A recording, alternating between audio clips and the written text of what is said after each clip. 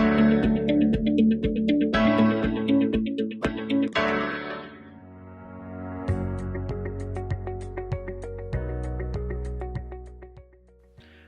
Student, welcome to a new political science session. आज हम बात करेंगे इलेक्शन रिप्रेजेंटेशन एंड मूवमेंट्स में टाइप्स ऑफ इलेक्टोरल सिस्टम की। तो आइए शुरुआत करते हैं आज के सेशन की। क्या आपने कभी सोचा है why do we choose a representative in election? क्यों नहीं हम डायरेक्टली पॉलिसी बना लेते, कानून बना लेते या गवर्नमेंट को रन कर लेते हैं? रीजन, क्योंकि बिलियंस ऑफ पीपल एक साथ एक जगह पर इकट्ठे होकर निर्णय नहीं ले सकते, इसलिए चुनते हैं हम अब अपने रिप्रेजेंटेटिव को। फॉर एग्जाम्पल एमपी, एमएलए या निगम पार्षद। इसी तरह की डेमोक्रेसी को कहते हैं रिप्रेजेंटेटिव डेमोक्रेसी। आइए सबसे पहले इसी को समझते हैं। एक रिप्रेजेंटेटिव डेमोक्रेसी में इलेक्शन बेहद जरूरी होते हैं। क्यों? क्योंकि यहां पर सिटीजन इलेक्ट करते हैं अपने रिप्रेजेंटेटिव को, ताकि उनके बिहाफ पर वो डिसीजन ले सकें और पॉलिसी पर वोट कर सकें। और इसके द्वारा होता क्या है, इससे एंश्योर होती है एफिशिएंसी इन गवर्नमेंट्स। और जो प्रोफेशनल लॉ मेकर्स होते हैं वो लेजिस्लेचर में जाते हैं और वो उस कंट्री के लिए कानून बनाते हैं। देखिए, किसी भी कंट्री में कोई भी किसान या मजदूर हो सकता है टैक्स सिस्टम के बारे में नहीं जानता हो, लेकिन ये जो प्रोफेशनल लॉ मेकर्स होते हैं ये उस देश के लिए बेहतर पॉलिसीज बना सकते हैं। तो आइए अब आगे समझते हैं कि रिप्रेजेंटेटिव डेमोक्रेसी में जो हमारे इलेक्शंस होते हैं आखिर उनके फीचर्स क्या होते हैं। सबसे बेसिक फीचर है रिप्रेजेंटेशन। हमने जैसा कि बात की कि लोग अपने बिहाफ पर किसी रिप्रेजेंटेटिव को चुनते हैं ताकि वो रिप्रेजेंट कर सके इंटरेस्ट ऑफ द पीपल को। इसी के साथ इनडायरेक्ट डिसीजन मेकिंग भी एक इंपॉर्टेंट फीचर है, क्योंकि यहां पर डायरेक्टली सिटीजन खुद डिसीजन नहीं ले रहे होते, उनके बिहाफ पर रिप्रेजेंटेटिव डिसीजन ले रहे होते हैं, इसलिए हम कहते हैं इसको इनडायरेक्ट डिसीजन मेकिंग। यहां पर अकाउंटेबिलिटी भी होती है। अब हम अपने रिप्रेजेंटेटिव को तो चुन लिया, पर क्या वो रिप्रेजेंटेटिव आर्बिट्री डिसीजन ले सकता है? अपनी मर्जी से क्या वो गलत डिसीजन भी ले सकता है, गलत पॉलिसी भी बना सकता है? तो ये तो एक खतरा है। तो इसीलिए इस सिस्टम में अकाउंटेबिलिटी भी होती है। वो कैसे कि उस रिप्रेजेंटेटिव को एक सर्टेन पीरियड ऑफ टाइम के बाद री इलेक्शन की जरूरत पड़ती है। जैसे इंडिया में 5 इयर्स, अमेरिका में 4 इयर्स के बाद हम देखते हैं। यहां पर हम इसका एक और फीचर देखते हैं, डाइवर्सिटी ऑफ व्यूज। जो कोई रिप्रेजेंटेटिव चुनकर आ रहा है, चाहे वो एमपी है, एमएलए है, वो किसी एक कास्ट, एक क्रीड का ही सिर्फ रिप्रेजेंटेशन नहीं करता है, वो करता है एक डाइवर्स पॉपुलेशन का रिप्रेजेंटेशन। इसलिए वहां पर एक ब्रॉडर पॉलिसी पर्सपेक्टिव भी हमारे सामने आता है, जो किसी भी डेमोक्रेसी के लिए बेहद अच्छी बात है। चलिए बात करते हैं रिप्रेजेंटेटिव डेमोक्रेसी के कुछ एग्जांपल्स की, जिनमें हम जर्मनी और यूनाइटेड स्टेट्स को देख लेते हैं। सबसे पहले बात करते हैं जर्मनी की।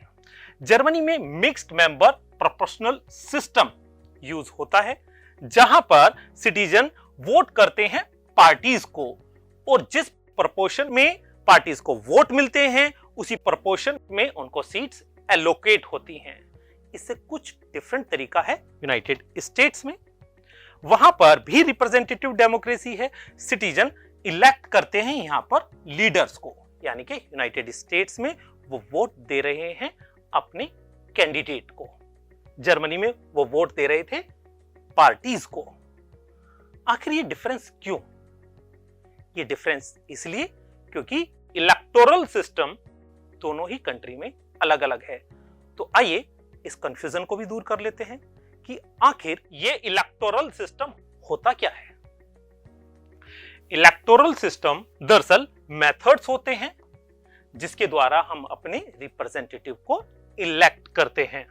किसी भी डेमोक्रेसी में ये डिसाइड करते हैं कैसे वोट काउंट होंगी, कैसे सीट्स एलोकेट होंगी, और इसी कारण इनका इंपैक्ट रहता है पॉलिटिकल रिप्रेजेंटेशन पर।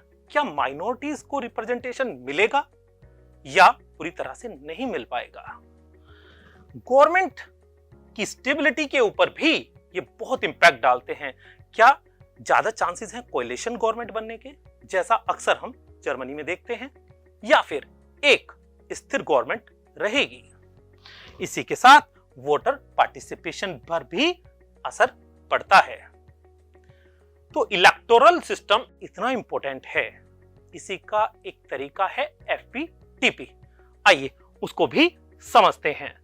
एफपीटीपी को बोलते हैं first pass the post system. ये ऐसा सिस्टम है जहां पर हम सभी यानी कि सिटीजन्स वोट करते हैं डायरेक्ट कैंडिडेट को, और जो कैंडिडेट होते हैं लड़ रहे होते हैं चुनाव किसी ज्योग्राफिक कॉन्स्टिट्यूएंसी में। अगर नेशनल लेवल की बात करूं मैं इंडिया में, तो 543 कॉन्स्टिट्यूएंसी है। अगर हम स्टेट की बात करें, दिल्ली जैसे अगर एक छोटे से राज्य की बात करें, तो यहां पर 70 कॉन्स्टिट्यूएंसी है। तो उन 70 कॉन्स्टिट्यूएंसी में एक हिस्सा हो गया ज्योग्राफिक कॉन्स्टिट्यूएंसी। वहां पर डिफरेंट पार्टीज के कैंडिडेट चुनाव लड़ते हैं। और जो समझने वाली बात यह है कि जिस कैंडिडेट को ज्यादा वोट्स मिलती हैं वो जीत जाता है। और बहुत ध्यान से देखें तो ये regardless of obtaining an absolute majority, यानी कि उसको अगर एब्सोल्यूट मेजॉरिटी नहीं मिली है तो भी वो चुनाव जीत जाता है। इसको एक छोटे से एग्जांपल से और बेहतर समझ लेते हैं। मान लीजिए 100 वोट्स हैं, 5 कैंडिडेट्स हैं, और सबसे ज्यादा जो वोट्स मिली उस कैंडिडेट को टोटल 30 थी, और सभी को 25, 20, 18 ऐसे मिली।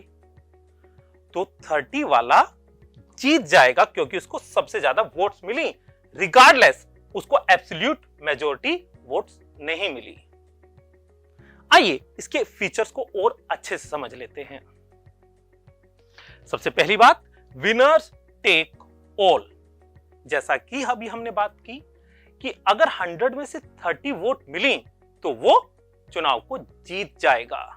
लेकिन अब वो रिप्रेजेंटेटिव सिर्फ उन 30 सिटीजन्स का नहीं होगा, वो उन सभी लोगों का रिप्रेजेंटेटिव होगा जो उस कॉन्स्टिट्यूएंसी एरिया के सिटीजन हैं। ज्योग्राफिक रिप्रेजेंटेशन यानी कि वो उस ज्योग्राफिक एरिया को रिप्रेजेंट करेगा। सिंप्लिसिटी, ये सबसे इंपॉर्टेंट बात है। जितने भी इलेक्टोरल सिस्टम इस दुनिया में हैं, अगर सबसे सिंपल इलेक्टोरल सिस्टम की बात करें तो वो है first pass the post system. इसको कोई भी व्यक्ति आसानी से समझ सकता है। आइए अब बात कर लेते हैं एफपीटीपी के कुछ एग्जांपल्स की, जिसमें हम यूनाइटेड किंगडम और यूनाइटेड स्टेट्स को देख सकते हैं। यूनाइटेड किंगडम में भी एफपीटीपी यूज होता है। वहां के जनरल इलेक्शंस में जो वहां के पार्लियामेंट के मेंबर हैं वो इसी ही तरीके से चुने जाते हैं। ऐसा ही कुछ यूनाइटेड स्टेट्स में भी होता है। वहां पर जो डिस्ट्रिक्ट के इलेक्शंस होते हैं या फिर हाउस ऑफ रिप्रेजेंटेटिव्स के इलेक्शन होते हैं, वहां पर एफपीटीपी का यूज किया जाता है। आइए अब हम एक केस स्टडी लेते हैं। 2019 इंडिया के जो नेशनल इलेक्शन थे, यानी कि लोकसभा के इलेक्शन थे, वो भी एफपीटीपी के आधार पर हुए। आपको पता है इंडिया दुनिया की लार्जेस्ट डेमोक्रेसी है, यानी कि यहां पर सबसे बड़े स्तर पर इलेक्शन होते हैं और हम उसको एफपीटीपी के द्वारा ही कराते हैं, यानी कि जिसको सबसे ज्यादा वोट्स वही विजेता। अगर हम कुछ आंकड़े देखें, 900 मिलियन रजिस्टर्ड वोटर्स थे 2019 में। 2345 रजिस्टर्ड पॉलिटिकल पार्टीज थी और 66% टर्नआउट रहा, यानी कि यहां के सिटीजन ने 66% वोट किया। 2.3 मिलियन इलेक्ट्रॉनिक वोटिंग मशीन थी, जिनको ईवीएम भी हम कहते हैं, और 11 मिलियन इलेक्शन ऑफिशियल्स इस बड़े स्तर पर चुनाव करने में शामिल रहे। 1 मिलियन पोलिंग स्टेशन बनाए गए जहां पर जाकर सिटीजन ने अपने वोट को कास्ट किया। आइए अब समझ लेते हैं आज के टास्क को। आपको ये देखना है कि रिप्रेजेंटेटिव डेमोक्रेसी में कौन से चैलेंजेस आते हैं regarding political division, political trust और टेक्नोलॉजी के रोल के मामले में। इसके बारे में डिस्कस कीजिएगा अपने पेरेंट्स के साथ, अपने फ्रेंड्स के साथ, अपने टीचर्स के साथ। We will meet in a new session. Till then, keep learning. Bye bye.